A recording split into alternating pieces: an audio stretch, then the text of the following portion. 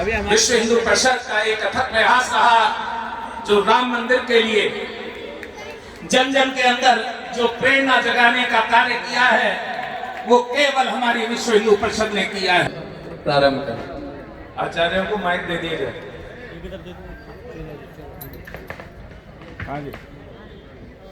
हरि ओम श्री परमात्मने नमः। ओम चंद्रमा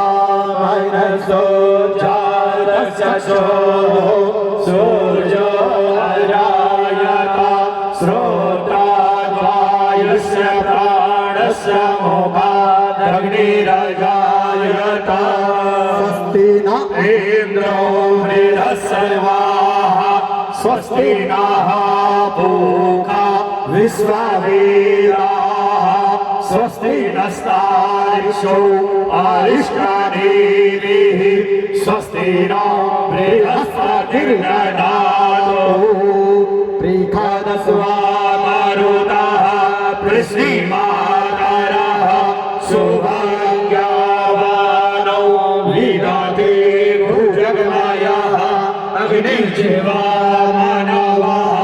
सूर्यचक्षुषो विश्वेनो देवा अवसागमान्यः भद्रं कर्णैः शृणुयामदेवा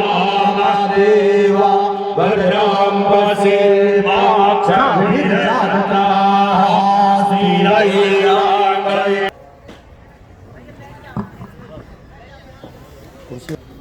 ये श्याम संकीर्तन है कि माला पहनाएं और स्वागत भानुपुरा पीठाधीश्वर श्री ज्ञानानंद तीर्थ जी महाराज कर रहे हैं। मैं विश्व हिंदू परिषद के राष्ट्रीय संरक्षक श्री दिनेश जी से निवेदन करूंगा कि उनको माल्यार्पण करके आज की अध्यक्षता के लिए सम्मानित करें। उनका आशीर्वाद प्रदान करने के लिए, अपना मार्गदर्शन करने के लिए ऋषिकेश से पधारे हुए परम पूज्य महामंडलेश्वर श्री ईश्वरदास जी महाराज के श्री चरणों में निवेदन करता हूँ।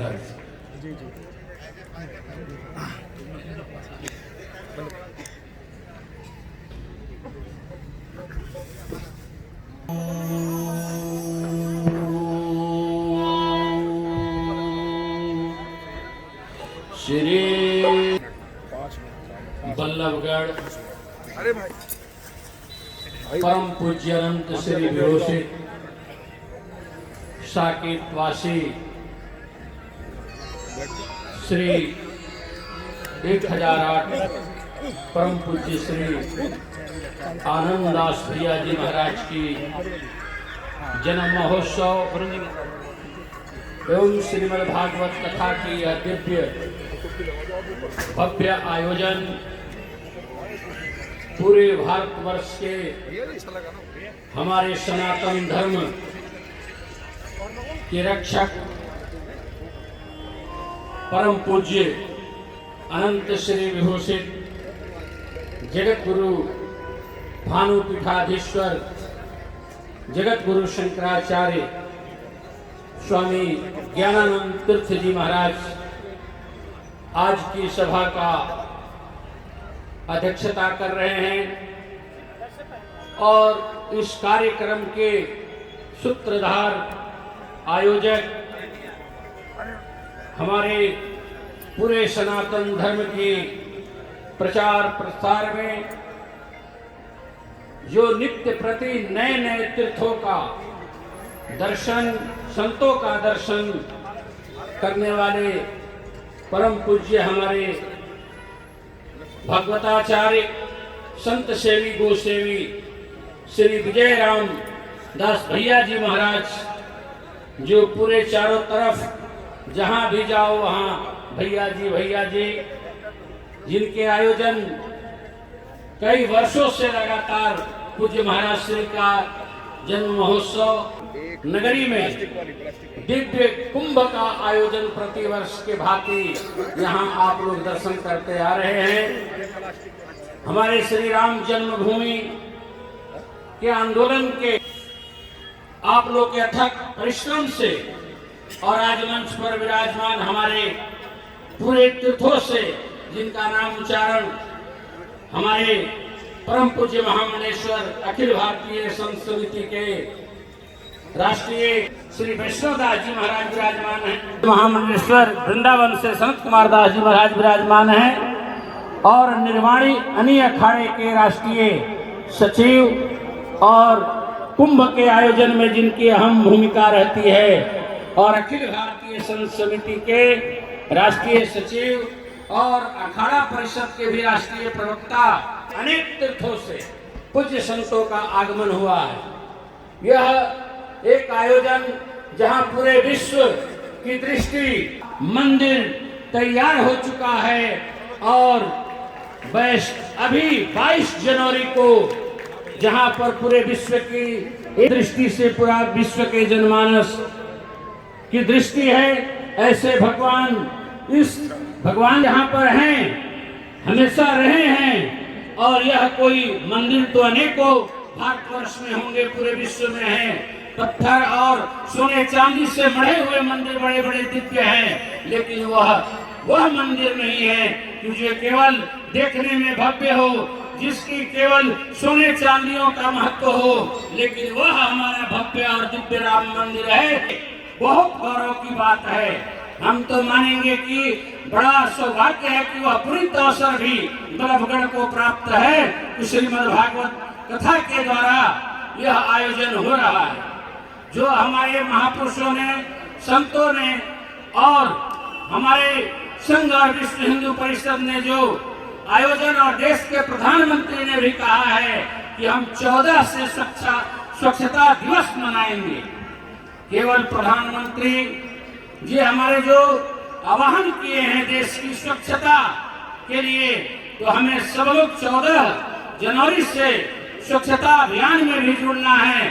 मैं केवल राजनीतिक मंच की बात नहीं कर रहा हूं, लेकिन कहना पड़ता है कि भगवान श्री राम, बहुत लोग सनातन धर्म के ऊपर टीका टिप्पणी करते हैं। हमें सावधान होना होगा, क्योंकि हमें इसलिए सावधान होना पड़ेगा कि हमारी सनातन परंपराओं के ऊपर जिस तरह से सबकी दृष्टि है, क्या आप अफगानिस्तान में बैठ करके, क्या कंधार में बैठ करके, क्या पाकिस्तान में बैठ करके, क्या बांग्लादेश में बैठ करके ऐसे भव्य और दिव्य मंदिर का निर्माण या भागवत कथा का आयोजन कर सकते हैं? क्या कभी नहीं कर सकते हैं। वहां जाकर के देखिए, हमारे तमाम जो पीठ थे, मंदिर थे, शारदा पीठ, जो एक हमारा पीठ है जो पाकिस्तान में, देखिए उसकी क्या दुर्दशा हो गई है।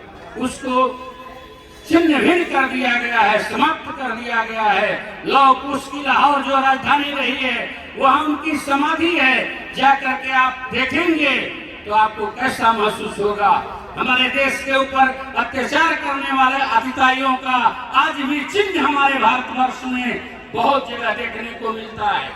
तो हमें इसलिए सनातन धर्म की रक्षा के लिए हमें तत्पर होना पड़ेगा और तत्पर रहेंगे, तभी हम अपने भव्य और दिव्य कुंभ मना सकते हैं, भागवत कथाएं कर सकते हैं। इससे पूर्व क्या आप लोग और तीर्थों का दर्शन नहीं किए? आप जाकर के पूर्व से पश्चिम, दक्षिण से उत्तर की तरफ देखिए, जो बहुत लोग चर्चा करते हैं कि क्या जरूरत है कॉरिडोर जो बन रहा है। अरे जाकर के देखो आप कभी, आज से पूर्व 2 साल से पूर्व अगर आप काशी विश्वनाथ के दर्शन किए होंगे तो आप देखते होंगे, अभी कभी आप स्वप्न में भी नहीं सोच सकते थे कि विश्वनाथ जी ऐसे खुले और विश्वनाथ जी से गंगा का आपका दर्शन हो।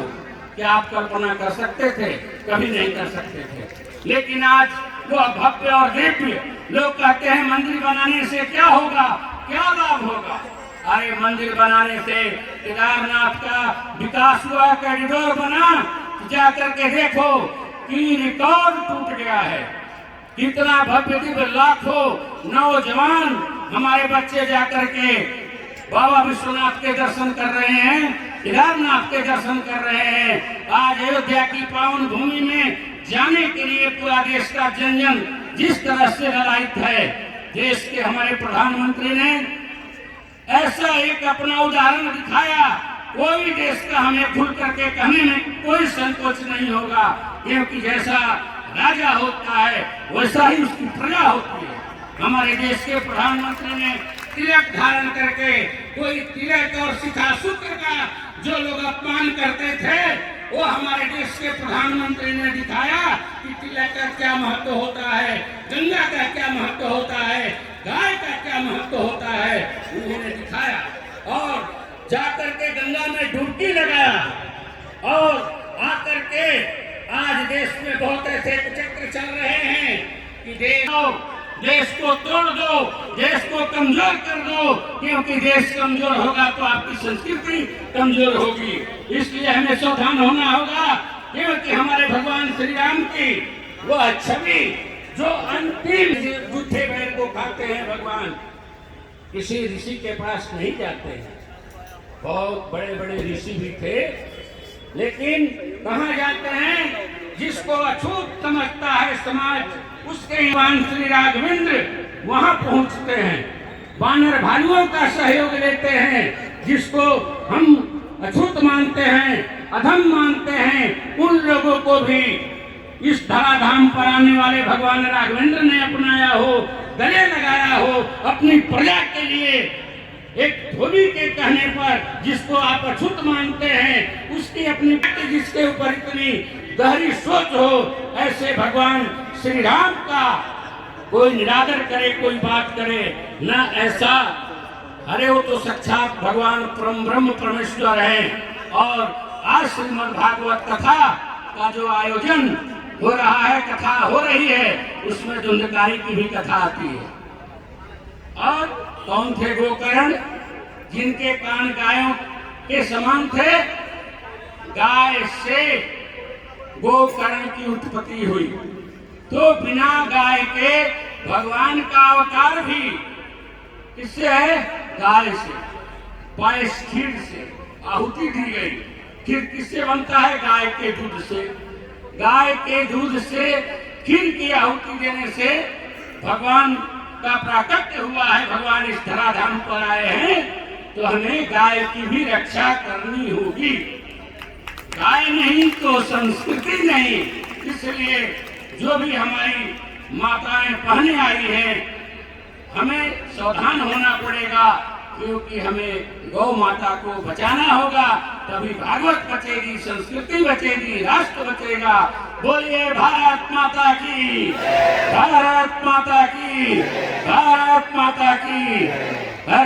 हमारे जो संघ के वरिष्ठ प्रचारक भी हैं, बड़े भाई साहब दिनेश जी को मैं आमंत्रित करूं उससे पूर्व मैं उनको आमंत्रित करता हूं कि वो आए और पहले दिनेश जी के बारे में। जय श्री राम।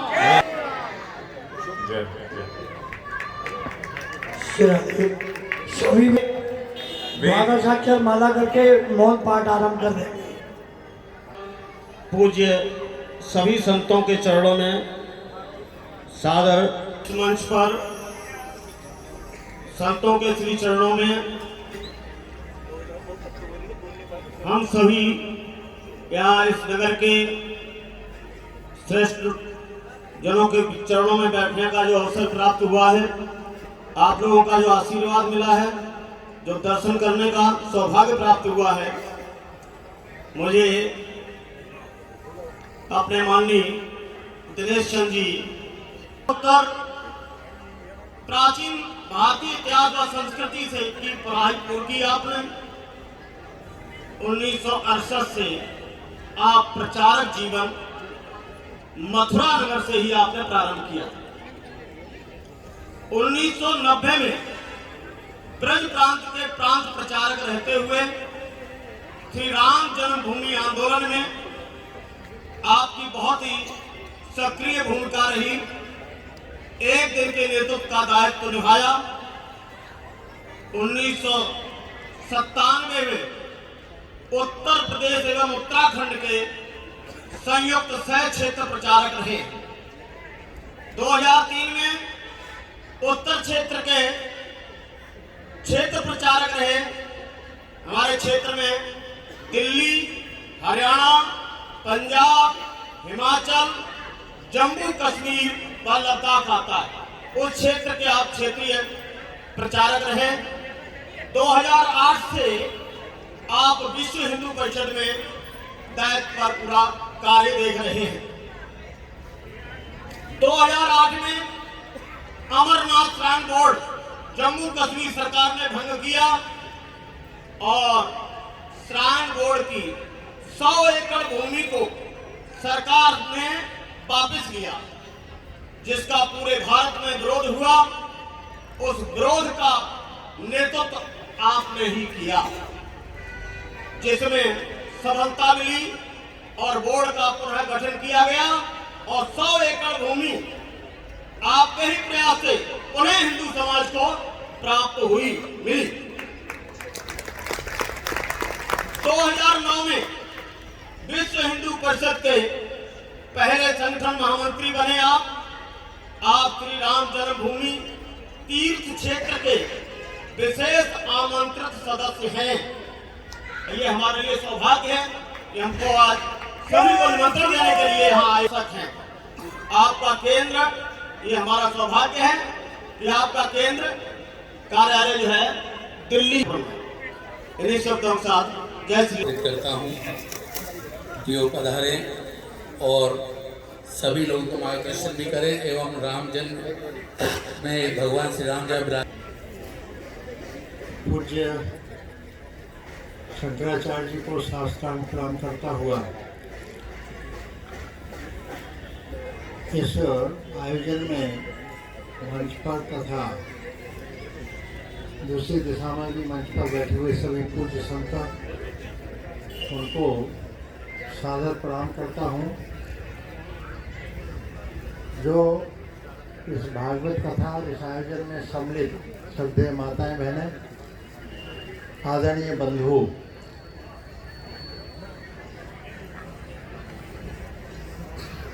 सबसे बड़ी विशेष बात, अपने यहाँ एक बात कही जाती है कि संत दर्शन यह अपने आप में जीवन का एक अहोभाग्य होता है और उसमें तो आज हम सबको इतने एक साथ हो रहा है, ये हम सबका परम सौभाग्य है। मैं तो अपने को परम सौभाग्यशाली मानता हूँ।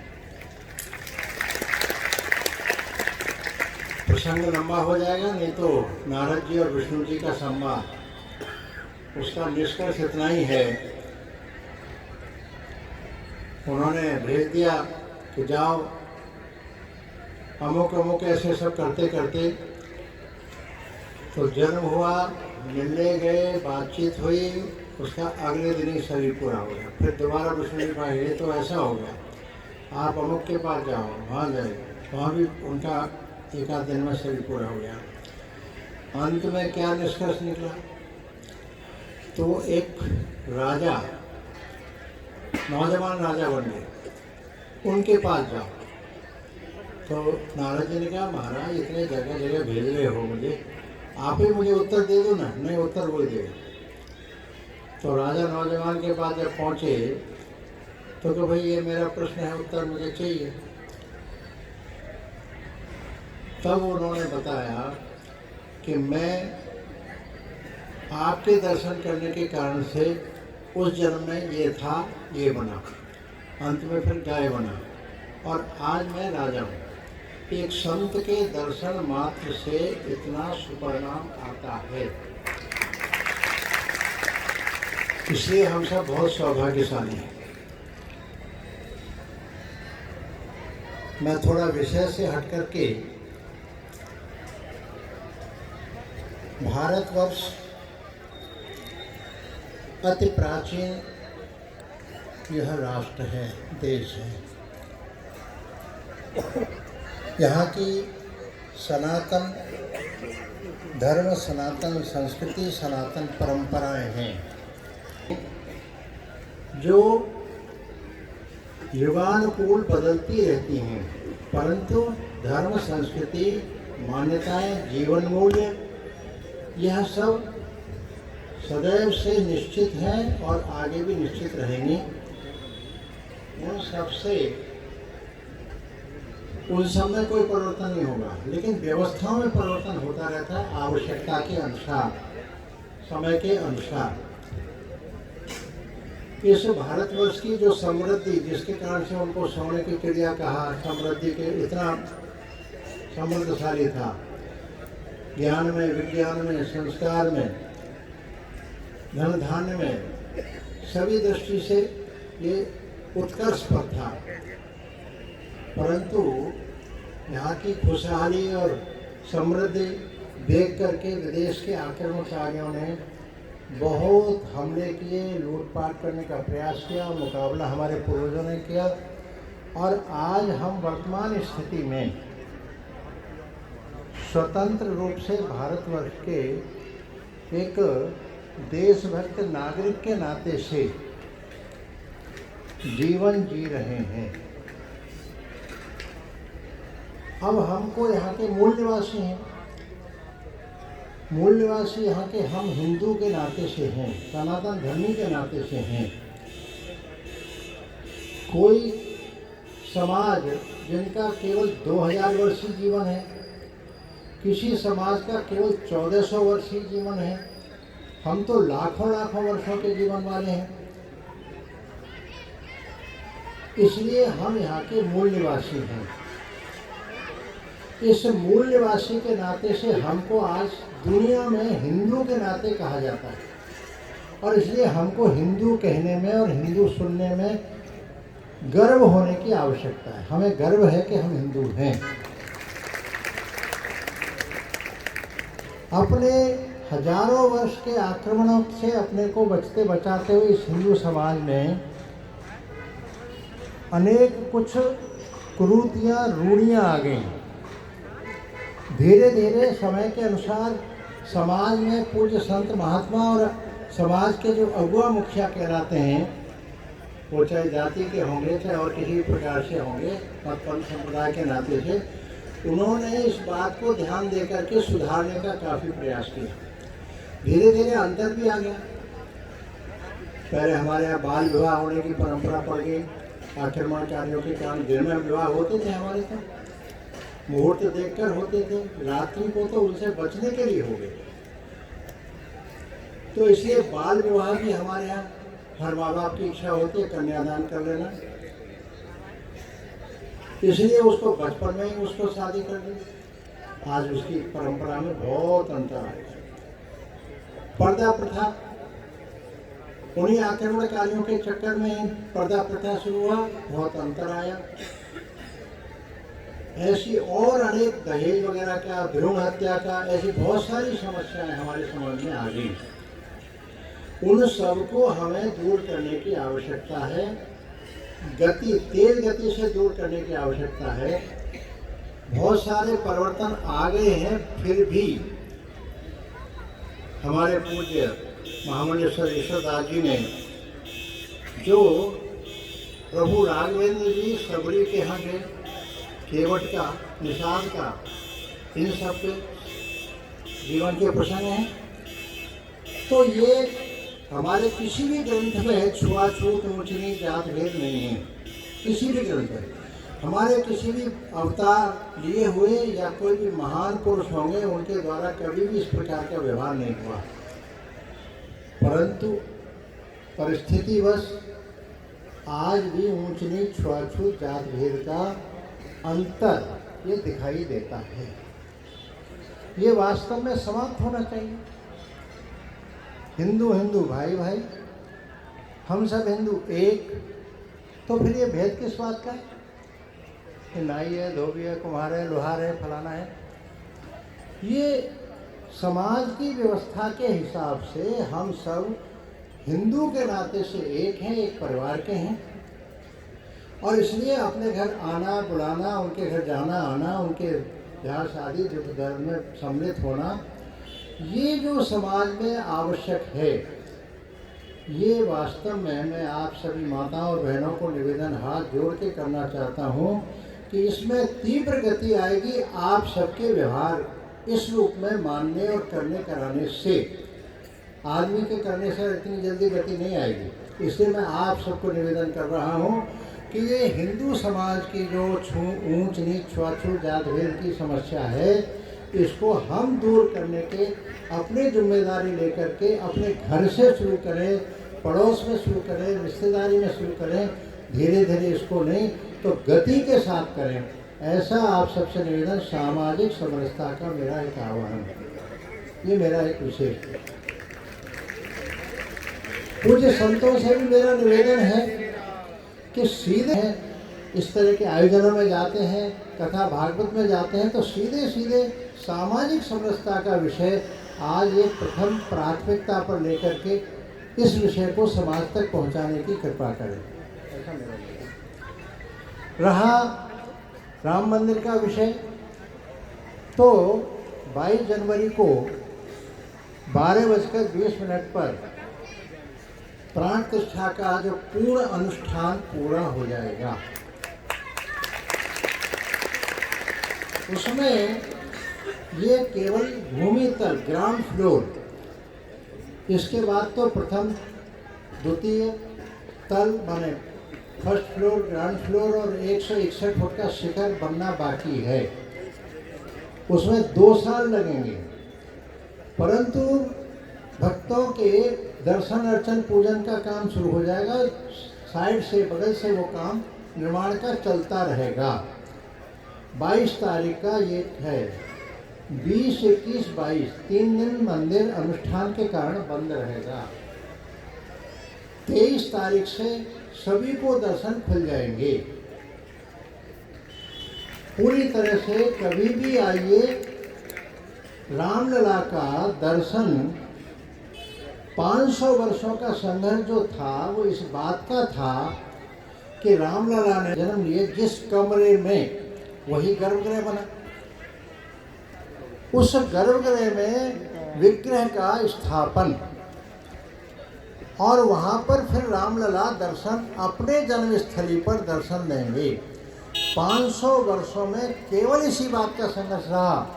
जब जन आंदोलन श्रद्धेय अशोक सिंघल जी कर रहे थे, कुछ संतों के कितना कठोर परिश्रम उस समय किया है। रात के 2-2 बजे तक, दिन में 20-20 सभाएं कर रहे हैं, 2.5-3 घंटे 4 घंटे सोने को मिलता था संतों को, ये स्थिति थी। उसके कारण से जो समाज में आज वातावरण बनाए हुए है और सुपरिणाम आया, कोर्ट का भी निर्णय उस प्रभाव और दबाव में आया, ये कहने में मुझे कोई संकोच नहीं। तो ऐसी स्थिति में वो जो नारा लगता था उस समय, वो एक ही नारा लगता था, रामलला हम आएंगे, मंदिर वहीं बनाएंगे। तो आज मंदिर वहीं, विग्रह रामलला का वो रामलला है। उस नाते से उनका दर्शन हम उस जगह पर ही गर्भगृह में करेंगे। 500 वर्षों में कितनी पीढ़ियां चली गई, हम सब कितने सौभाग्यशाली हैं कि इसी शरीर और नी आँखों से हम अयोध्या में रामलला के उस जन्मस्थली पर दर्शन करेंगे। इसलिए मैं आप सबसे निवेदन करता हूं कि 22 जनवरी को 11:30 से 2-2:30 बजे तक सब चैनलों पर लाइव दिखाया जाएगा। उसको आप देखें, मोहल्ले पड़ोस के बच्चे बड़े महिलापुर से इकट्ठे होकर देखें। और 26 जनवरी से 22 फरवरी तक 2-2 दिन के लिए प्रांतों के जो बलिदान हो गए, ऐसे जो परिवार के सदस्य वगैरह तथा कुछ संघ विचार परिवार के कार्यकर्ता 5-5 हज़ार की संख्या में आने वाले हैं, उन सब की व्यवस्था, रहना खाना पीना वो सब वहाँ है। तो वो सब चलेगा क्रम 22 फरवरी तक। तो इस बीच में कभी भी आइए, आगे जब आपकी 2-4-6 महीने में इच्छा हो तब आइए, लेकिन मेरा आग्रह आइए जरूर। ऐसा निवेदन करता हुआ अपनी बात को पूर्ण करता हूँ, क्योंकि बहुत वक्ता होंगे, इसलिए पुनः आप सबको निमंत्रण देता हुआ अपनी बात पूर्ण करता हूँ और पूज्य संतों के श्री चरणों में साष्टांग प्रणाम करता हूँ। हमारे मध्य में श्रीमान वरुण जी, विश्व हिंदू परिषद प्रांत मंत्री पधारे हुए हैं। हमारे मध्य में कुणाल जी, जीवान जी, जो एक नया चैनल है वो अमर उजाला के द्वारा प्रस्तुत किया गया है, उसके हेड आए हुए हैं हमारे मध्य में कुणाल जी। हम उनका भी स्वागत करते हैं। बोले श्री राम जन्मभूमि की, श्री राम जन्मभूमि की, श्री कृष्ण जन्मभूमि की, श्री कृष्ण जन्मभूमि की, काशी विश्वनाथ की, काशी विश्वनाथ की, नमः पार्वती पते हर हर। मेरा अनुरोध है कि अभी आप सभी से अनुरोध है और उसके बाद ही भंडारा प्रसाद ग्रहण करें। आप लोगों ने सुबह से इतनी मेहनत की है, उसका थोड़ा तो लाभ उठाएं।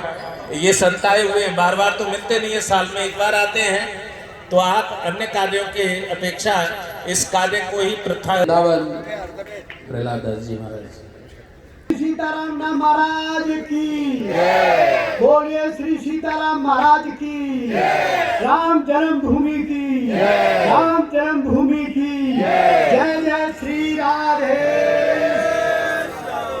हमारे यहाँ पधारे हुए महंत महामंडलेश्वर सबके श्री चरणों में दंडवत करते हुए देखिए हमारे आज बड़े हर्ष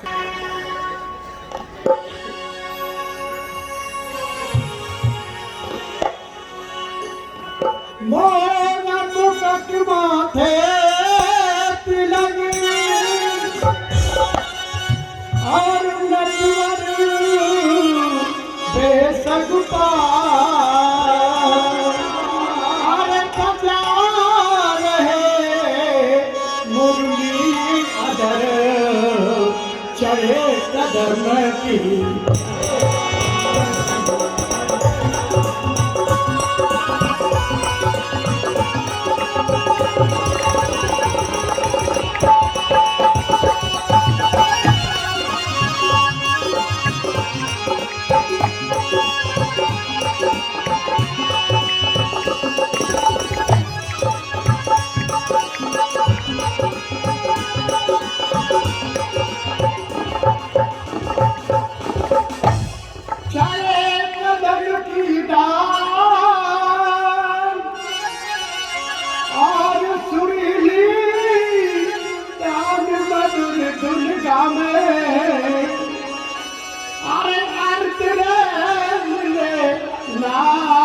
सकीन को अपने पास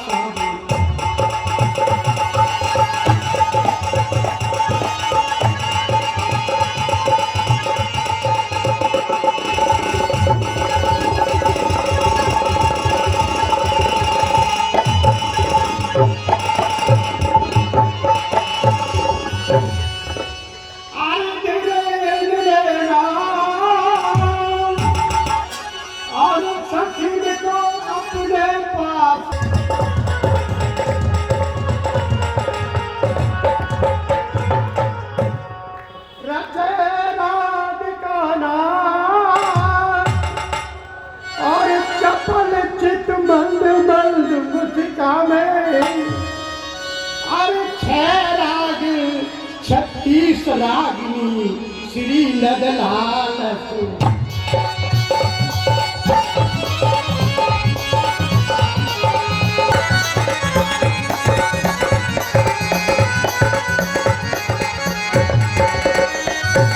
हमारे करो हमारे जे ओ ब्रज के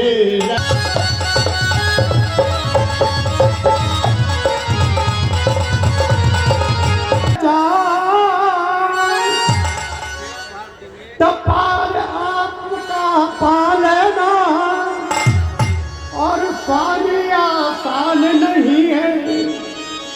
अरे कौन तुम्हारी कुदरत पर होता कुर्बान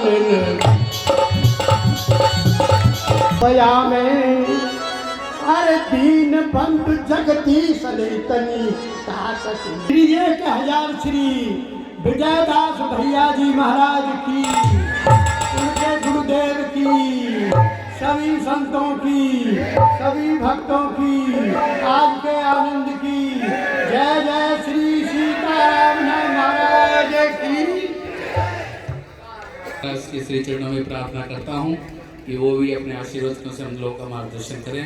परम पूज्य बाबा श्री अटल योगी महाराज।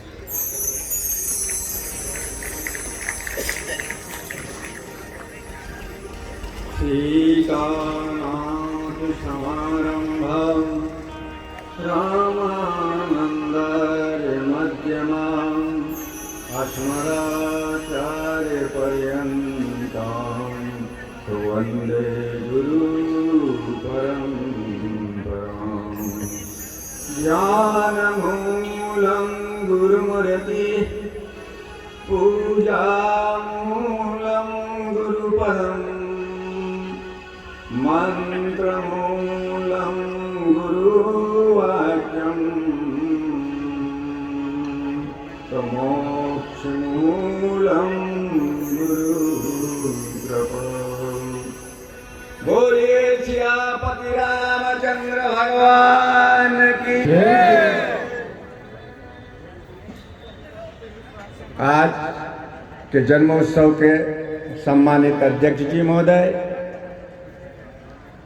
मंच पर मंचासीन सभी संत महंत महापुरुष महामंडलेश्वर, सभी को मेरा साष्टांग दंडवत प्रणाम। भक्तों व देवी स्वरूपा मातृशक्ति, देखिए प्रारंभ में जब भैया जी ने कहा था कि आज भागवत का प्रथम दिन है और अगर उसी के ऊपर थोड़ा बहुत प्रकाश जो भी वक्ता है अगर डाले, विशेष विस्तांतर नहीं हो तो अच्छा है। तो मैं भाई व्यास गद्दी पर बैठे हुए हैं, उन्होंने इस तरह की बात कही तो थोड़ा बहुत उसका पालन तो करना भी चाहिए। तो मैं थोड़ा सा प्रसंग उसी के विषय में आपको कहूँगा और उसी से मिलता जुलता हमारा सनातन किस तरह से स्थिर रहे और कैसे हम आगे बढ़ते रहें वो बात बताऊंगा। तो देखिए बंधुओं, भागवत महात्म्य में कथा आती है। अभी हमारे बड़े दिनेश जी ने भी इस बात का प्रसंग किया था कि आग लगी आकाश में और झरिझरी पर अंगार और संत ना होते जगत में तो जल मरता संसार। तो यह संतों की देन है, संतों की कृपा है। और भागवत महात्म्य में भी जब ज्ञान और वैराग्य एकदम अचेतन अवस्था में हो गए थे, उनकी माता भक्ति उनको ले घूम रही थी और जब एक संत के दर्शन हुए और वो संत कौन थे? नारद जी थे। और नारद जी को देख के जब उनमें चेतना आई, उनमें स्फूर्ति आई, उनमें थोड़ी हलचल हुई और वो जब कहने लगे तो जब भक्ति ने देखा कि अरे एक संत के प्रताप से इस तरह से जो अचेत हो गए थे उनमें भी चेतना आ गई है, ऐसी संत की कृपा हो गई। तो उन्होंने भक्ति ने कहा था, देवर्षि तुम धन्योसी मद भाग्यं समागता साधु नाम दर्शनम लोके सर्व सिद्धि कर्म फलम। अगर आत्म और धर्म और काम और मोक्ष अगर आपको चाहिए इस दुनिया में, अगर उसे प्राप्त करना है तो आपको कहाँ मिलेंगे? बोलिए कहाँ मिलेंगे? संतों के चरणों में मिलेंगे, संतों के आशीर्वाद से मिलेंगे। कहा ना कि महाराज में इतने जन्म में वो था, इतने जन्म में गाय बना, उतने जन्म में बछड़ा बना, उतने जन्म में वो योनि में बना।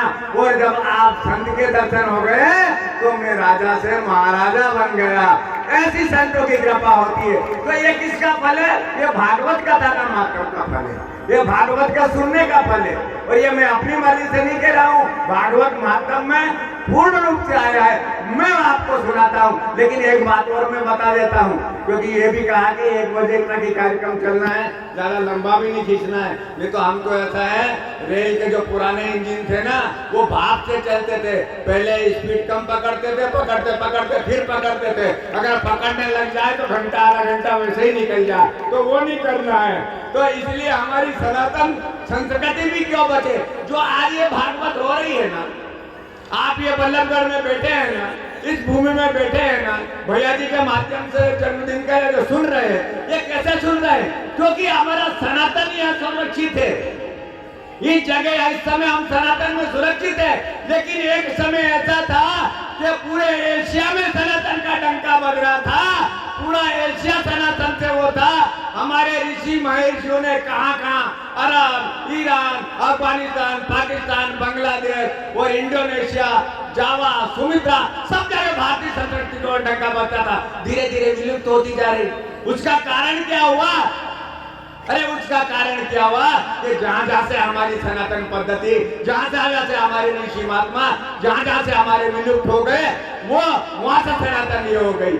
आज देखिए अरब कंट्रीज में भी, आज अरब कंट्रीज में भी एक गुफा में, मैंने कुछ वीडियो भी दिया था, एक गुफा में 3 मूर्ति निकली। अरब कंट्री में यूएई में 3 मूर्तियां देखी गई। तो वहां का वो जो शेख और ये कहते हैं कि हम मुसलमान तो बाद में है, पहले जब ये मूर्तियां थी जो हमारी पूर्वज थी, इन पे रिसर्च करना चाहिए कि हम वो थे जो मूर्ति पूजक थे, वो भी इस बात को मानते हैं। तो आपको देखिए, और आप वो मूर्ति पूजक थे, तो हमें इसे बरकरार किस तरह रखना चाहिए। और बंधुओं, वो शुरुआत हो चुकी है, वो शुरुआत हो चुकी है, और उस शुरुआत आप लोगों को मालूम है।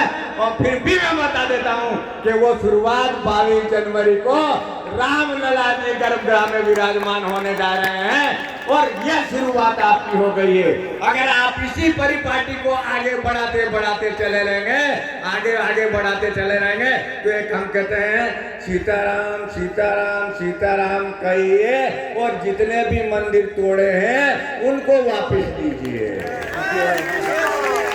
अगर हम इस बात पे रहेंगे, इस बात पे रहेंगे, अगर हम राम जी के सच्चे भक्त हैं, राम जी के सच्चे अनुयायी हैं, राम जी के सच्चे सेवक हैं, तो एक बात ध्यान रखना है, एक बात ध्यान रखना है, अगर हम सनातन को कायम रखना चाहते हैं, हम वैदिक धर्म को कायम रखना चाहते हैं, हम इसी तरह से कथा और भागवत और ये मठ मंदिर चलते रहे, तो हमें एक चीज करनी पड़ेगी, हमें माताओं को भी करनी पड़ेगी, और जितने संत महात्मा, जितने पुरुष हैं उनको भी करनी पड़ेगी। और वो क्या है कि आपको एक गोली मारना ही पड़ेगी।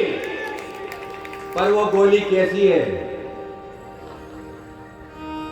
वो गोली मारना पड़ेगी जिससे आप सुरक्षित रहोगे। वो गोली कैसी है? जो हमें एक प्रजातंत्र ने दी है, और उस गोली के चलाने से ना तो आदमी मरेगा और ना खून निकलेगा, लेकिन भारतीय संस्कृति का झंडा और ध्वज इतना ले जाएगा, उसकी कीर्ति इतनी ले जाएगी कि पूरे विश्व में आपकी सनातन पद्धति ले रहेगी। और वो गोली, थोड़ा सा विशेष विषांतर, 1-2-4 सेकंड का, वो गोली है सिर्फ वोट की। हम उस व्यक्ति को वोट दें, आपके घर में हर लोग आएंगे, आपको हर लालच देंगे, हर सुविधा की बात करेंगे, लेकिन ये सुविधा कहाँ रहेगी? अफगानिस्तान में सुविधा नहीं थी, पाकिस्तान में सुविधा नहीं थी, अरब ईरानी कंट्री में सुविधा नहीं थी, कश्मीर में नहीं थी, बांग्लादेश में नहीं थी, केरल में क्या हो रहा, बंगाल में क्या हो रहा है। अगर आप उस सुविधा में मिलोगे तो धीरे धीरे आपकी संस्कृति विलुप्त होती गई, यहाँ भी हो जाएगी। इसलिए उस गोली का प्रयोग अगर आपने किया, आप लोगों से विशेष करके कहता हूँ, बड़े दिनेश जी ने भी कहा है, आप प्रथम गुरु है। आप बच्चा जन्म लेते हैं, हमारा प्रथम गुरु कौन है? माता है। यक्ष देवी पूजते रमनते तत्व देवता, जहाँ माताओं की पूजा होती, वहाँ देवताओं का निवास होता है। अगर आप ये पीड़ा उठा ले, आप ये संकल्प लेते, तो समाज को सुधार सकती है, इतनी मेरी गारंटी है। अगर उस गोली का प्रयोग किया, वो प्रजातंत्र में है वोट, और वोट उसी पार्टी को देना है, उसी व्यक्ति को देना है, चाहे जो हमारी धर्म और संस्कृति को कायम रख सके, तभी हम जीवित रहेंगे। इन्हीं शब्दों के साथ जय श्री राम। और 96 से थोड़ा हल्के स्तर का होता था, वो आश्रम पर होता था।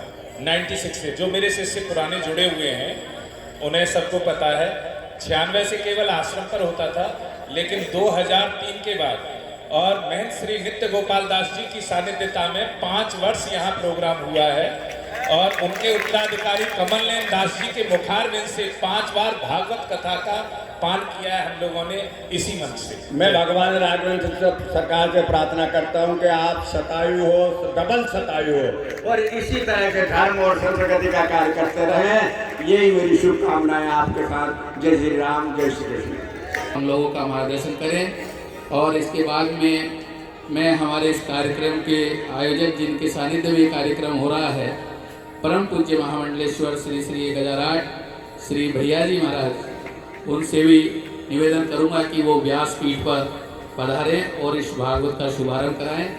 मैं बड़े निम्र के साथ आवेदन करता हूं परम पूज्य श्रीमान गौरी शंकर दास जी में।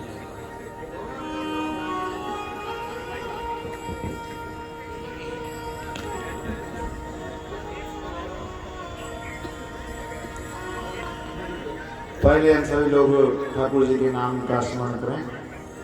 श्री राम जय राम जय जय राम। कम से कम अयोध्या तक आवाज ना जाए तो आधी दूर तो जानी ही चाहिए। श्री राम जय जय राम। श्री राम जय राम जय जय राम। श्री राम जय जय राम।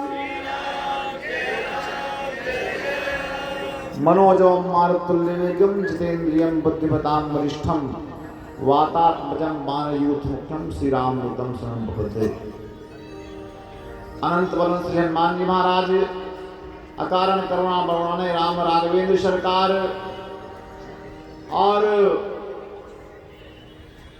जिनका विगत वर्षों की भांति इस वर्ष भी जिनका हम लोग जन्मोत्सव मना रहे हैं,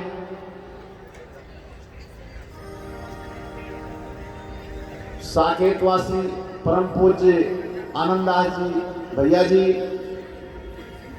और जो इस कार्यक्रम के आयोजक हैं,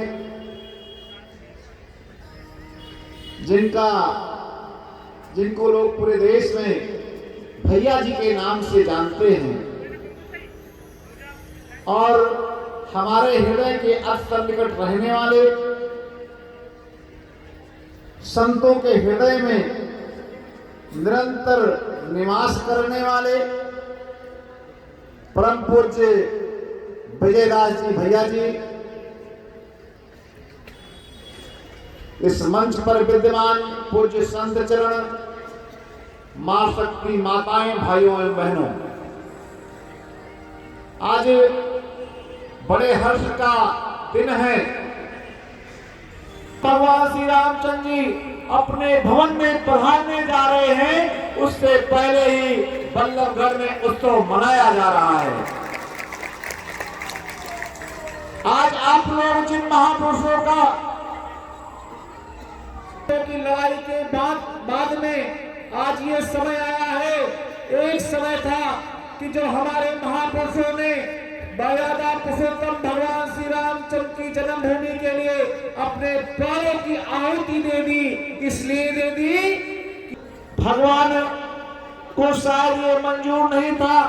उन्होंने कहा कि आप अभी इस लड़ाई को लड़िए और अगले जन्म में हम लोग को शायद उन्हीं महापुरुषों के द्वारा, उन्हीं महापुरुषों के सूक्ष्म रूप से अयोध्या में विराजमान होने के कारण आज हमें पूर्व जन्मों के उन्हीं की त्याग तपस्या के कारण हमें आज अपने नेत्रों से भगवान श्री रामचंद्र की जन्मभूमि देखने का सौभाग्य प्राप्त हो रहा है।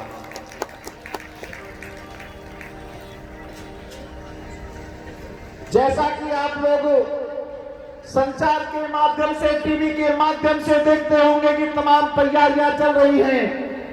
हम लोगों ने उन दिनों को देखा है कि जिस समय भारतवर्ष की ऐसी कोई फोर्स नहीं थी, जब अयोध्या में नहीं थी, हम लोगों को पकड़ा जा रहा था, हम लोगों को गिरफ्तार किया जा रहा था और ताला कभी कभार से बाहर से बंद करके हम लोग अंदर कैदी की भांति रहा करते थे। आज जिस समय मैं देखता हूं कि अयोध्या नित नई ऊंचाइयों को छू रही है, अयोध्या भव्य हो रही है, अयोध्या दिव्य हो रही है, अयोध्या नव्य हो रही है, अयोध्या में अभी तो हवाई यात्रा भी प्रारंभ हो गई है। कल पहले ये फ्लाइट दिल्ली के लिए अयोध्या से आई, मुझे भी उसमें बैठने का सौभाग्य प्राप्त हुआ। जब हम लोग फ्लाइट में बैठे तो हम सभी जितने भी यात्री थे वो सभी लोगों ने कहा कि चलत विमान कोलाहल होई, जय रघुवीर कहाई सब कोई, बोलो जय श्री राम। आज बड़े हर्ष की बात है कि हम सब लोग भैया जी के इस कार्यक्रम में उनका स्नेह प्यार उन निरंतर हम लोगों के ऊपर बना रहता है। और मैं मर्यादा पुरुषोत्तम भगवान श्री रामचंद्र की नगरी के होने के नाते आप सभी बल्लभगढ़ वासियों को, सभी राम भक्तों को इस मंच के माध्यम से आप सभी को श्री अवध में सादर आमंत्रित करते हैं कि वर्णत छब जहाँ सब लोग अवश्य देखिए देखें जोगो। एक बार 22 तारीख के बाद में आप सभी लोग श्री अवध पधारिए और मर्यादा पुरुषोत्तम भगवान श्री रामचंद्र का दर्शन कीजिए। जय श्री राम। बहुत बहुत धन्यवाद। हमारे मुख्य यजमान जी की सदमा पहले संतों का स्वागत करें, सभी संतों का। आदेश दास जी स्वागत करें सभी संतों। गुरुर्देव महेश्वर गुरुर् साक्षात् परब्रह्म तस्मै श्री गुरुवे नमः। श्री पुरुषोत्तम शरणमूला श्री विष्णु स्वामी मध्यमा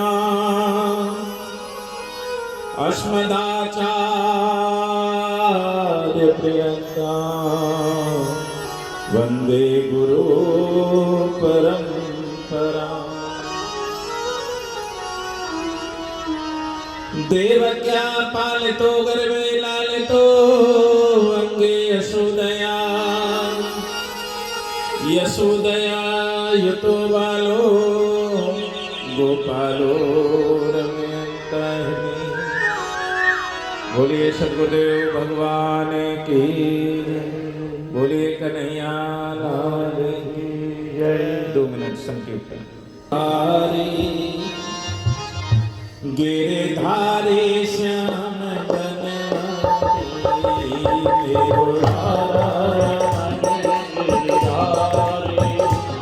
गिरधारी श्याम बनवारी मेरो राधा मेरो राधा मेरो राधा रमण गिरधारी गिरधारी श्याम बनवारी मेरो राधा रमण गिरधारी गिरधारी श्याम बनवारी।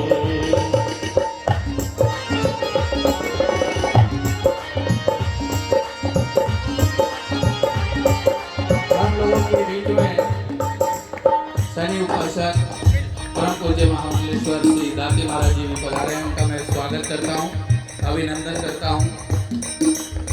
उनको कृपया मंच पर लेकर आए। मेरो राधा मेरो राधा मेरो राधा रमण गिरधारी गिरधारी श्याम बनवारी मेरो राधा रमण गिरधारी गिरधारी श्याम बनवारी गिरधारी श्याम बनवारी गिरधारी श्याम बनवारी गिरधारी श्याम बनवारी मेरो राधा रमण गिरधारी गिरधारी श्याम बनवारी मेरो राधा रमण गिरधारी गिरधारी श्याम बनवारी मेरो राधा रमण गिरधारी गिरधारी श्याम बनवारी मेरो राधा रमण गिरधारी गिरधारी श्याम बनवारी गिरधारी श्याम बनवारी गिरधारी श्याम बनवारी गिरधारी श्याम बनवारी गिरधारी श्याम बनवारी मेरो राधा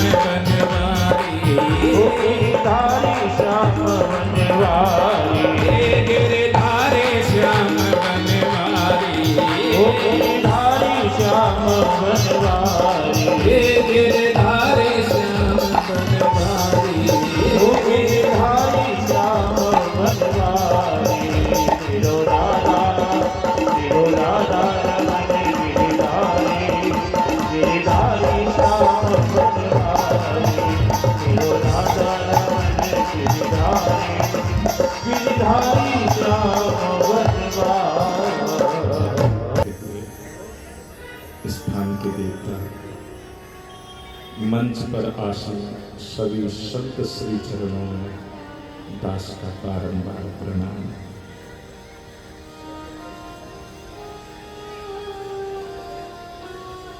विप्रा प्रसादात धरणी धरोहम, विप्रा प्रसादात कमलावरोहम। भगवान स्वामी नारायण के जो स्वरूप में यहाँ ब्राह्मण देव बैठे हुए हैं, उन्हें भी दास का प्रणाम। मेरी मातृशक्ति, मेरे आश्रम के सेवादार, उन सभी को भी मेरा प्रणाम। आप सबके अथक प्रयासों से हम प्रतिवर्ष गुरुदेव के जन्मोत्सव का भव्य और दिव्य आयोजन कर पाते हैं। गुरुदेव महाराज की कृपा के कारणवश मेरे जीवन काल की 667वीं श्रीमद् भागवत कथा है। गुरुदेव की विशेष कृपा, गुरुदेव की कृपा से ही मुझे इन सब संतों का आशीर्वाद प्राप्त होता है। गुरु मेहरबान तो चेला पहलवान। गुरुदेव की कृपा है जो ऐसे ऐसे दिव्य विभूति जिनके लिए टीवी पर आपको देखने के लिए मिलता होगा, साधारणता तो आप देख ही नहीं पाते। देखो हमारे बाबा हठयोगी, जिनके मारे हमारे रामदेव जी भी कांप जाते हैं। और तो और अभी हनुमानगढ़ी वाले बाबा बोल रहे थे, और इधर गोरेदाव जी वाले बाबा ने तो यहाँ समाही बांध दिया।